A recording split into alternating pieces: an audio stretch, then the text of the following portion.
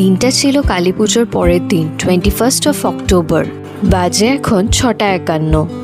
সব উৎসব শেষ, বাড়িতে বসে থাকতে হবে এটা ভেবে জাস্ট ভালো লাগছে না। তাই চলুন চটপট রেডি হয়ে নেওয়া যাক। বুম, হিয়ার আই অ্যাম, একদম রেডি। কেমন লাগছে? আর এখানে নীলও কিন্তু একদম রেডি।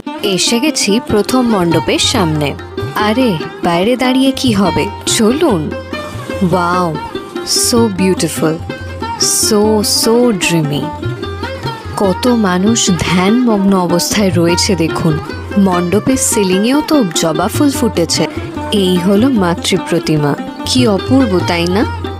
আপনাদের সকলের জন্য রইল একটা 360 ভিউ। চলে এসছি নেক্সট মণ্ডপের সামনে। এই যে দুর্দান্ত, চলুন এক্সপ্লোর করা যাক। এই হলো প্রবেশদ্বার। মণ্ডপটি একটি বিশেষ থিমে বানানো।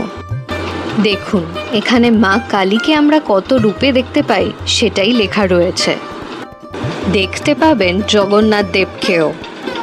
মায়ের স্থানের পাশে আড়ালে বাবার স্থানও অবশ্যই আছে।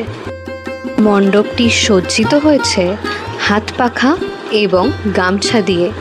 কত মানুষের ঢল নেমেছে দেখুন। এই হলো মণ্ডপের বিশেষ মাতৃ প্রতিমা। পাশেই ছিলেন আদি কালী মা, ছিলেন নিশা কালী মাও, ছিলেন রাধে গোবিন্দ, মা তারা এবং ছিলেন রক্ষে কালী মাতা। আপনাদের জন্য রইল একটা 360 ভিউ। কি অপূর্ব সুন্দর মণ্ডপের ভেতরটা। এরপর আস্তে আস্তে চলে গেলাম